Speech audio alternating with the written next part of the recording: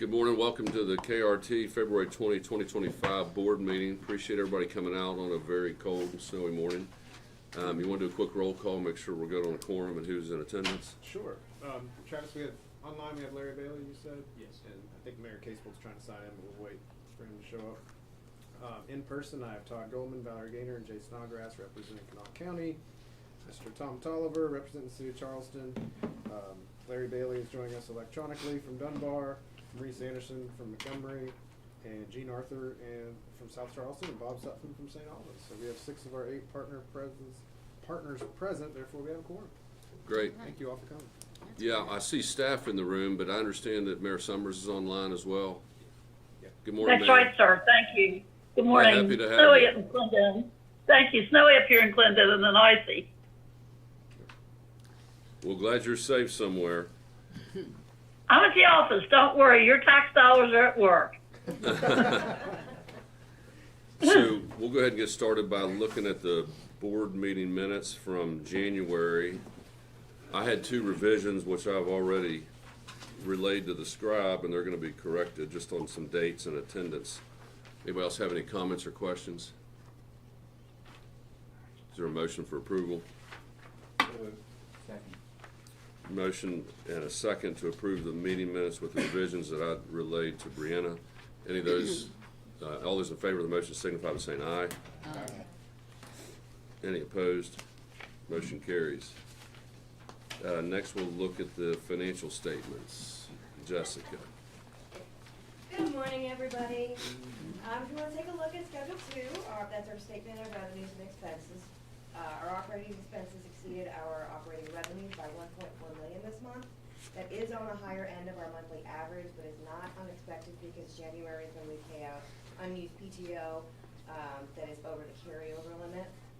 We also had several long-term employees retire, so that comes with payouts of their accumulated sick leave, their accumulated vacation, and they get a full year's worth. And if you've been here long enough, you probably have 5, 6, 7 weeks. So that added up in January. Can I ask you a question real Yes, quick? sir. So actual to date on labor, is that why that's $200,000 higher roughly?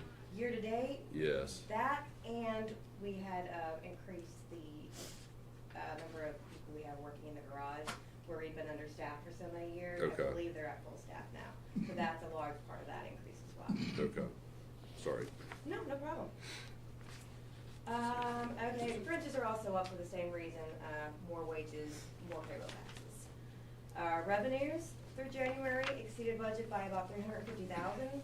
The income on our reserve account, which is what is shown as short-term investment, is ahead of budget. When I prepared the budget last year, I thought interest rates would drop faster than they have, but we are holding steady at a yield of about 4.5%, which is better than expected.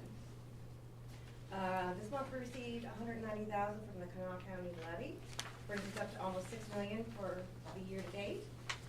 Versus, excuse me, versus $5.5 million this time last year, which is a 9% increase. So we're doing well there. If you look at our operating loss, we are actually very close to budget. We are at $8.157 million actual versus $8.174 million budget, which is $17,000 under budget. With the changes that just went into effect last week, I'm hoping to see those numbers increase. And that's all I have for now, if anybody have any questions. One of the things on the agenda is going to be talking about the investment policy, and the investment committee met. But can Jessica, before you sit down, refresh my memory, short-term investment, long-term investment. Why are there 2 buckets and what's in each of them? So the short-term investment, that's our reserve account. That's money that the board decided that we don't want to risk putting into investments because they have that reserved for maintenance upgrades and any number of projects.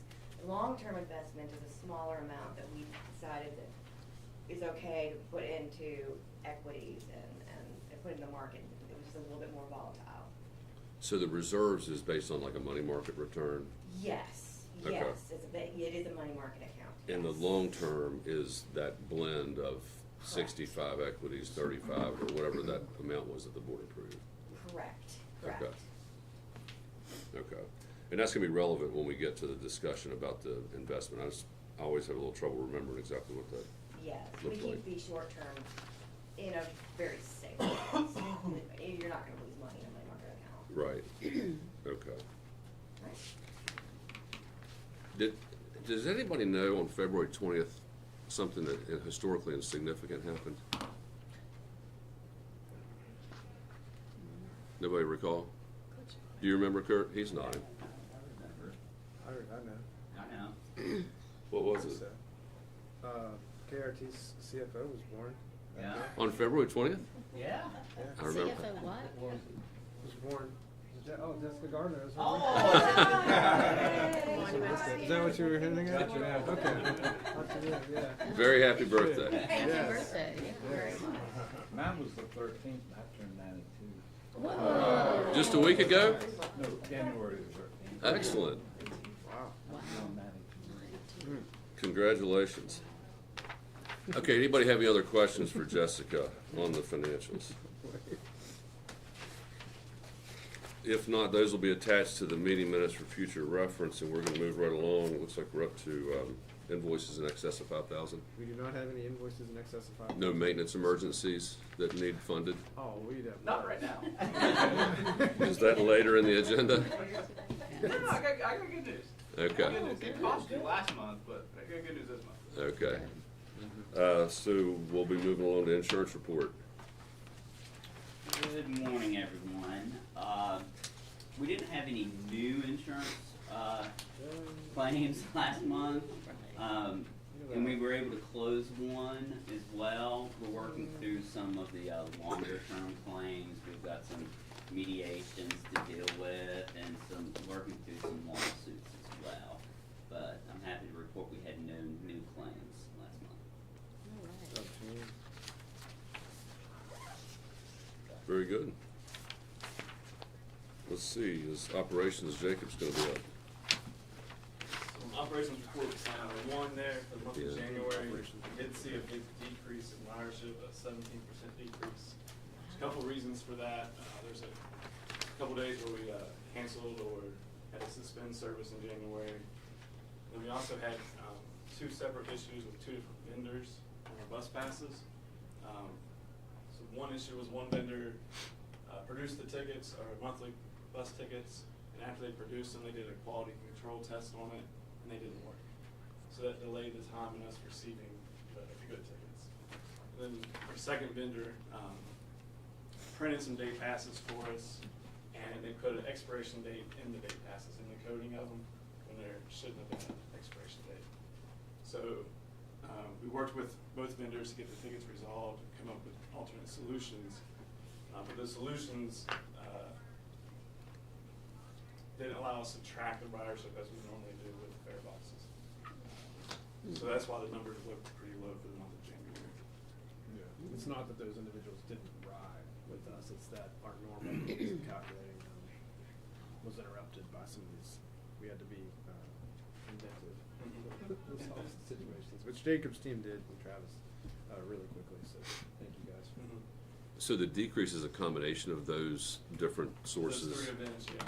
And, okay. A couple snow days we had in January, and the two ticket issues with two separate vendors. And to what extent did that disrupt a passenger's experience? So the monthly pass, we had to create like a temporary pass. We got with the printing press up in North Charleston and produced some temporary tickets and got them to the passengers to use. They would show the driver that pass. So there was a couple days where it basically just told the passengers and the drivers, if they mentioned the motive care service, let them ride until we got those temporary tickets in hand. And then from that point, the passenger would show the driver that ticket, and then we had a process in place to make sure that we'd be able to get billed or bill the agency for the tickets. And then on the day pass issue, working with Masabi, we're able to print tickets from the web portal on a piece of paper. It works the same way. Prints a QR code on the paper that we give to the passengers, and they scan it on the JRVs, the validators on the buses.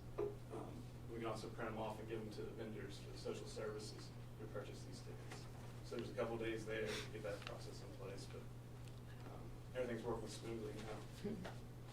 and our strategy is to always, if there's an issue on the back end with a vendor or something on our side, it's 100%, we are not gonna impact the passengers or make their life more complicated because something that's not working for us behind the scenes. So we always, will give them the benefit of the doubt and make sure we can get them where they're going, and then while we're figuring out behind the scenes how to resolve the problem. So on the bottom left of Operations Report 1, where it has receipts and the motive care for 2025 shows some months with nothing, others with a pretty big decline. Is that the same problem, or is this a different issue? It's part of it. So motive care, they'll buy monthly passes in bulk. They usually buy 2-3 months at a time. A stockpile of them, so they mail them out to their clients. Okay. But we're working with them to reconcile those temporary passes to make sure that they're getting the correct amount of passes. And then I think they emailed us a week ago that they're going to be buying some more. So in the next month or two, that there should be a number there in that column. Okay, because I'm just looking at that column where there's some empties and some low numbers. Are they finding other avenues to move people around that we need to be thinking about to keep us in the loop? Yes, but it's still with us. So on the demand side, Okay. you'll notice an increase there, $1,700 for the month of January, or a total of $1,700 for the month of January. But and it's correlated with the SOAR program too. So there's a decrease there from the previous month, with the month of January being $139,000. So they're both Medicaid programs, SOAR and motive care.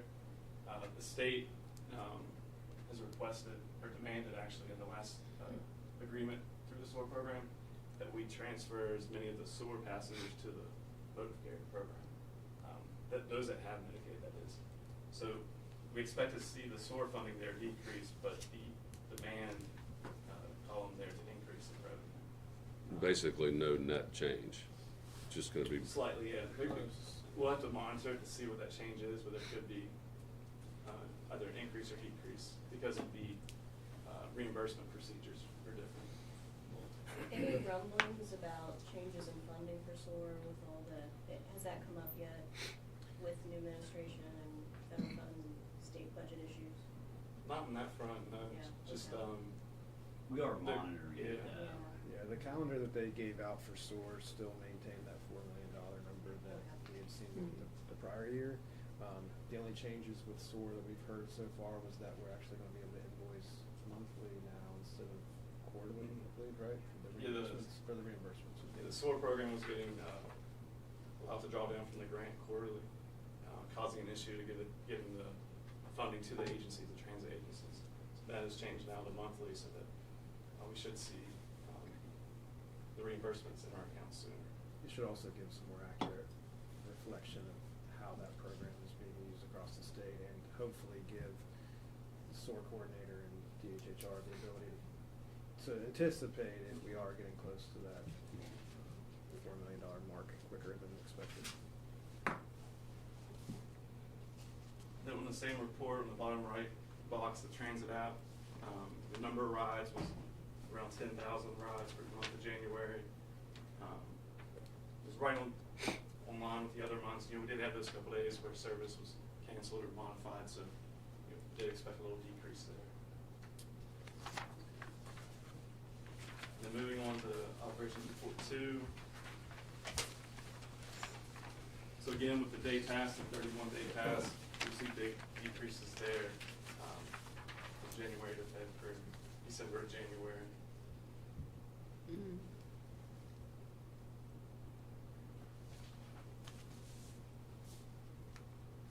That's all for the operations reports, unless there's any questions. Well, there are two things.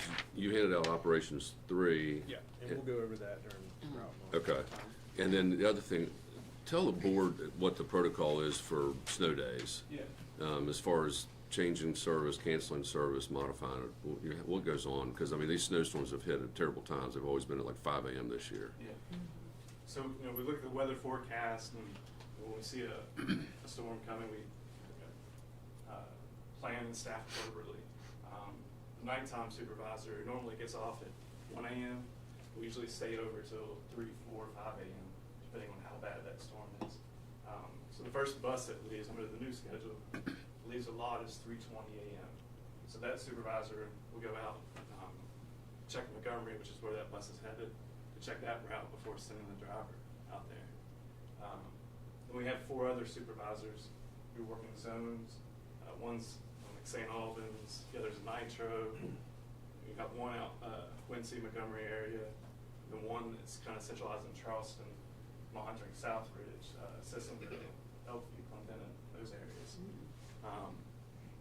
So they come out like 2:30, 3 in the morning usually to try to check the main lines, routes 1 to the St. Albans, South Charleston, Cabot Creek, Nitro, and Quincy. Check those routes because those are the first buses that leave a lot. Then as drivers come in, they come in and tell us, man, that road is really bad. But we put a weight into it. Was it a driver who has had a CDL for 20 years, or was it a driver that's had their CDL for 2 months? Weigh those factors. Maybe that driver that's had the CDL for 2 months just needs a little coaching on how to navigate in the snow because they never have it. Then throughout the day, the supervisors just continue to monitor the routes. Areas that are shut down, they'll come back the next 30 minutes, half an hour, or 30 minutes to an hour to reassess the situation. As they're assessing the situation, they contact dispatch to inform them of what reroutes need to be put in place. Dispatch works with our customer service team to notify the public of the changes. We'll post these changes on Facebook. Using the Transit app, we're able to push notifications to the public in real time. So last month, some of the criticism was that we didn't get those notifications out soon enough. The supervisors were out checking in real time and made a determination that we need to make a modification to this route or cancel it completely due to the road conditions. So one of the takeaways from last month was maybe we need to make a decision a little sooner to give them a couple hours notice of the changes, or if a route was going to be canceled for a period of time, to allow them to make arrangements to find an alternative means to get where they need to go. So from 2 to 3 to 4 in the morning, there's 4 or 5 people that are evaluating? Yeah. And then are those, as a group, empowered to decide what happens, or do they call you, or? Yeah, so they communicate with each other. We have like a lead supervisor that's out there, and then they'll call into dispatch, myself, to inform us of what the conditions are. Then we make a decision as a team what we should do. Okay. And what was the feedback yesterday, if any? It was mixed. So there's a few negative comments on Facebook. There's a lot of supportive comments on Facebook. People were thankful that we did delay service to keep the passengers and drivers safe.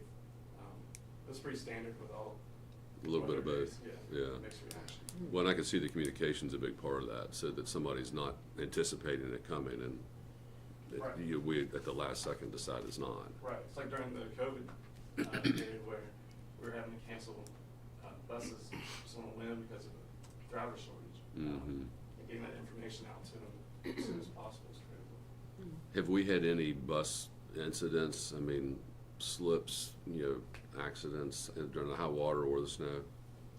Nothing. I don't think any major ones. No, we've had a few times where a bus has gotten stuck and the garage had to come out and try to get them, and we couldn't get them out, and then the tow truck had to come. So we've had a few of those, but nothing. You mean they pull off for what might be a regular stopping location, but it's covered in snow? Correct. Better Or sliding conditions. or where they come over top of the railroad track. I think, depending on how steep it is, they have problems depending on what's going in front of them. I think that was the one. And we had one driver get stuck and then go away, and then traffic stopped again, and they got stuck again. And you get a lot of those types of things. But nothing is, keep knocking on wood, Jacob, nothing major yet. Well, these buses are roughly 30,000 pounds. And they do great on flat surfaces, but like Kurt mentioned, the railroad tracks or going up the hill, it takes a lot more to get 30,000 pounds up that hill. So like our smaller vehicles, the cutaways, they do better in these conditions. Oh, they do? Okay. And the tires are different. as well, on the cutaways versus the big gillies. I appreciate that explanation. Does anybody have any questions on operations? All right, Travis, your time to shine. We're wanting to hear something good. Well, I'm gonna give you a little better news than I did last month. So I'll just go through some photos here just so you can kind of see what we did. First set of photos here are gonna be the old roof from the storm damage over top of the fuel bay. This project was kind of began in April of last year and just wrapped up last week. So I'm gonna go through these. Then we're going to switch over to an equipment replacement. This has been on our grant radar for 2 fiscal years. We already had grant funding for it. It's in 2020. It's already been budgeted for and everything in the prior year. So this is a parts washer. It's what we use to wash out engine blocks or any part that needs any kind of cleaning. And that was the condition of it. It's very rusted. It's broken down. And then this is our new unit installed, ready to go. We just have to do a couple more things to get it operational. But that's a bit of good news. And then this is the new roof over top of the fuel bay. A lot of the telemetry and curves and everything are coded now. This is a black roof. Kind of some criticism I received from this was, why wasn't it a white roof? Well, in today's condition, if this was white, it would never unthaw. So we went back with a black EPDM. They did a great job. Had no issues with the install. We had some delays just due to weather and some other things. But that was well communicated with Harris Brothers. But that was about $101,000 with a lot of insurance money that went into this. But that is completed and fully functional. Some more good news. We did order a door. The door I talked about last month that broke. That should be installed this week, if not early next week. And then subsequently, the backflow valves and everything in that fuel bay that froze and broke, those will also be replaced within either this week or the beginning of next week. So a lot of the problems that I brought to you are solved and about to be fixed.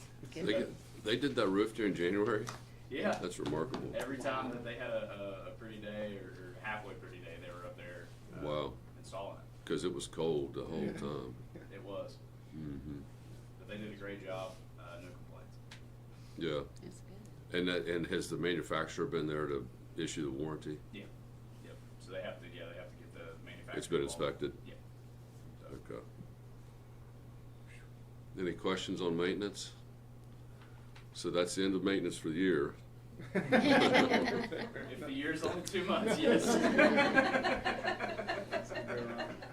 All right, investment committee. We met, was it last Wednesday? I can't remember, but Jay, Valerie, I was on the call. I was remote, so I can't remember who else was here. Heidi was here, okay. And the goal was to have the folks from Truist here to explain, what they're doing with, what their kind of big picture is for the macroeconomy as far as in making investment decisions. But more importantly, at least in my mind, is to make sure that what the board has approved is what's going on.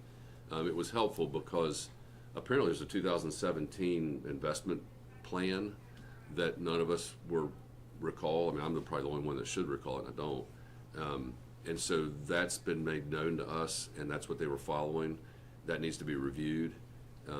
And then they also looked at the allocation of equities versus short-term investments and bonds and things, and assured us of, that what we're doing is not out of line with what agencies of similar mind or similar policies are doing. And also that there's a lot of liquidity in this. If we needed the money, it's not as though it would take months to get access to it. Valerie, Jay, you were there. Jessica, what's important that I'm missing that we need to add so that the board can be aware of what was going on? There was a savings that they recommended we don't use the CD or obtain the CD now for information. They were charging us, $40 or something, $60. Yeah. I don't know if that needs board approval to we told them we didn't want that. That might be part of that policy that we need to look at. That's, Yeah, they told us they would send us, so even though they were following a 2017 investment policy, and part of that I think is maybe some miscommunication on their end because our investment manager, the one assigned to our account, changed. They didn't notify Jessica of that. We were just kind of surprised with that last week.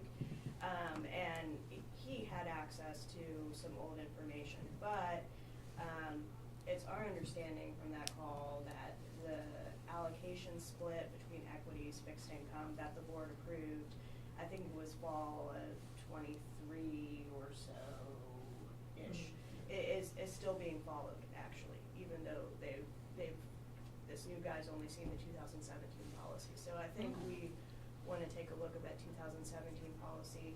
We did, I think Jessica sent them the minutes from when the board approved the new allocation. So they've got that information. We just want to make sure everything's kosher. Yep. And there was also the auditor note. You want to go over that about the, yes.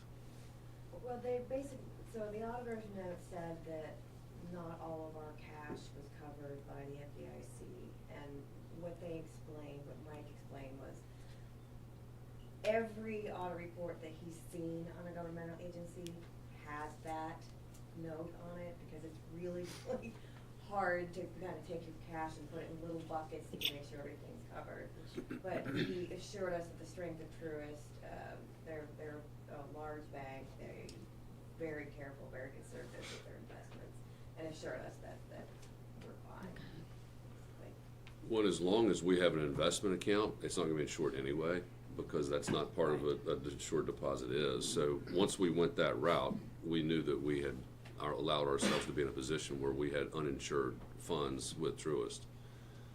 I'm not personally concerned about Truist failing, but that's the outline risk.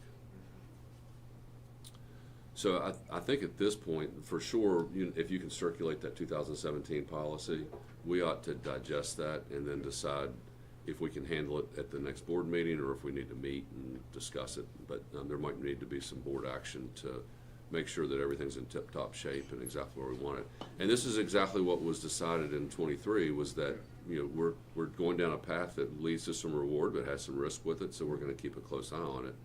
And we've tried to meet 6 months, 9 months timeframes to do that. Does anybody have any questions about the investment committee update? All right. Next is 7B, route monitoring. Yeah, so I'll handle this one. Route monitoring is kind of a new topic for us, and what it goes back to is everyone's aware of the changes the board made last year that actually went into effect. February 9th was the last Sunday that KRT had service, and then starting the following Monday, we had a schedule that was essentially, many of those routes were halved as far as the frequency. I want to give credit to Jacob's team with operations for putting those schedules together, for Travis and Chris and maintenance and all the work they had to do. There's a lot of behind the scenes work with head signs, programming those routes to show up on the schedules, the website, Brianna working with media, making sure the website and social media, those posts all go out. I'm really thankful for all the work that was put in place beforehand, because it really made that Monday much easier for us to follow.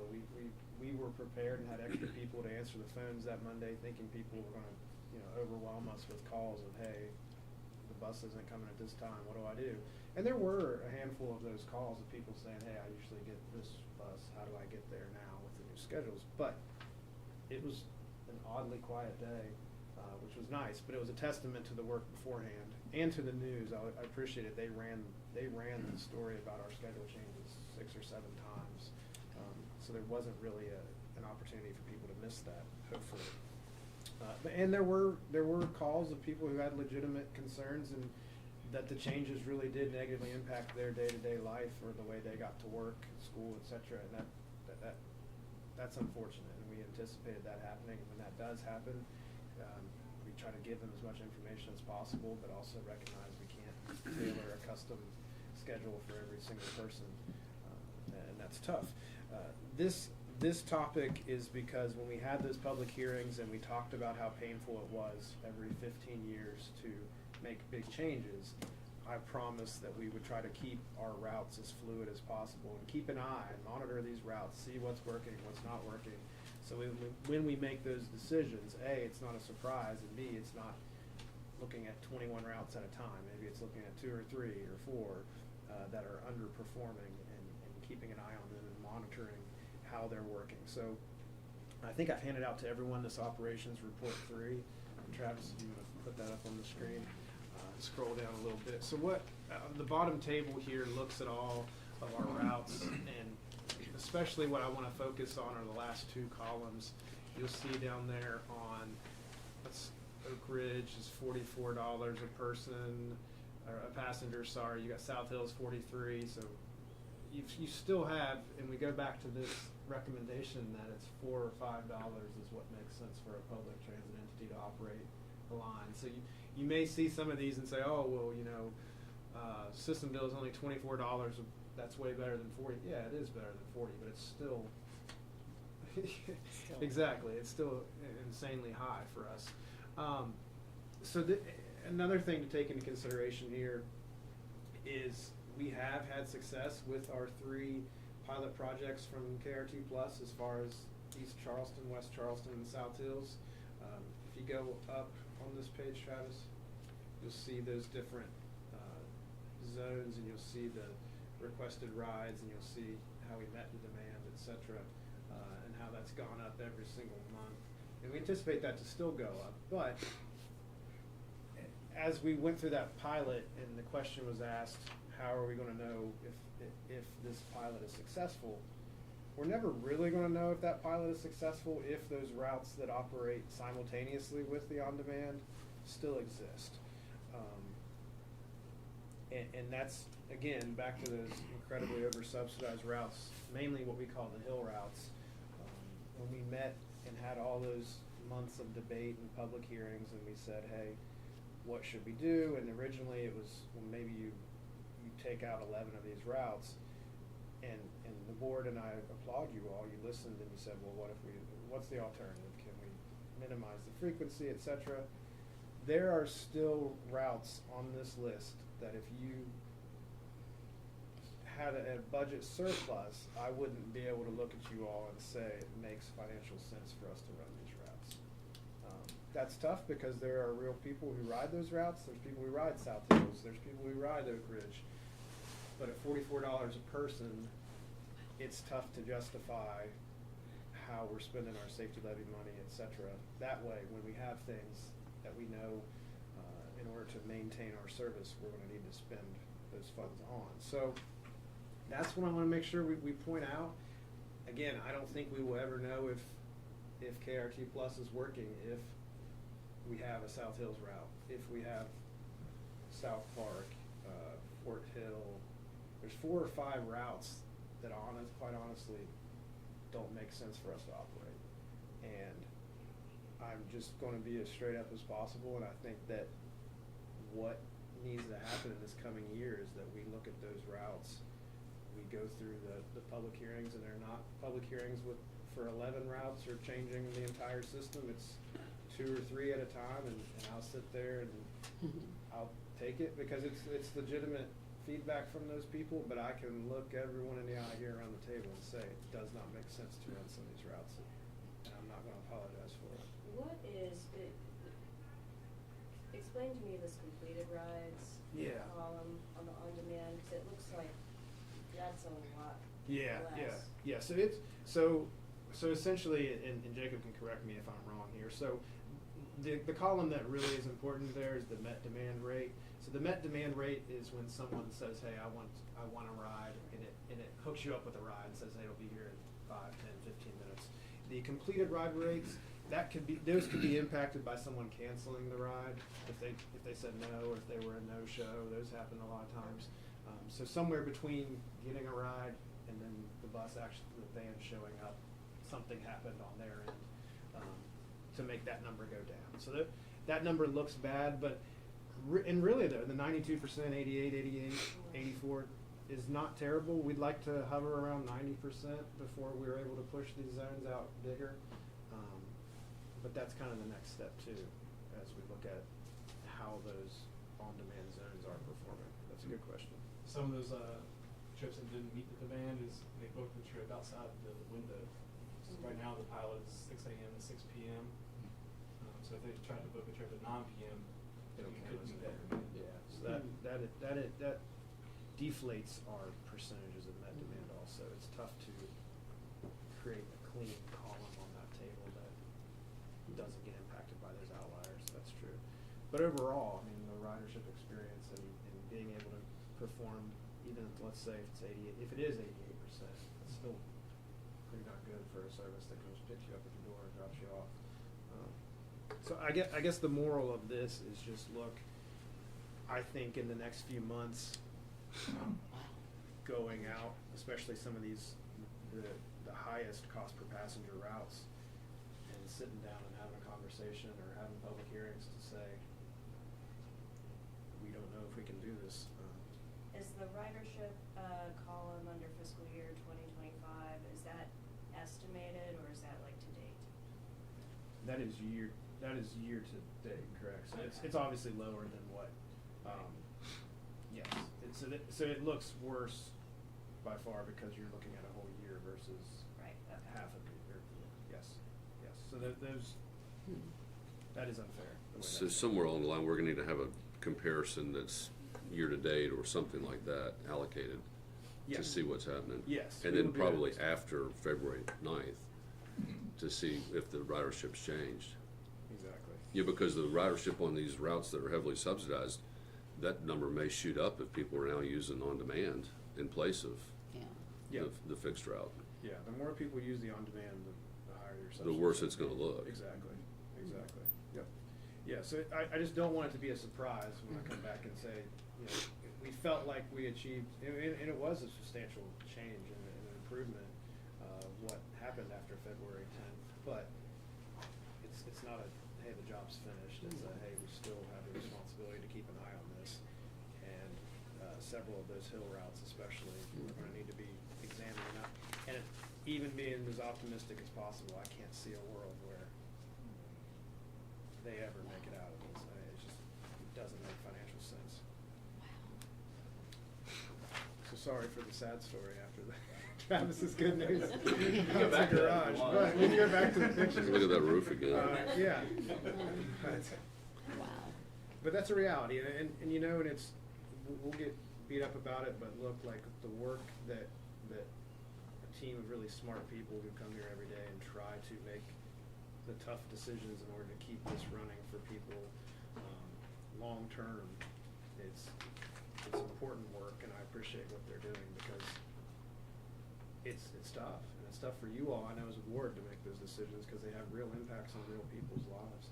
But in order to continue what KRT is doing for you, you've got to make some of these tough decisions.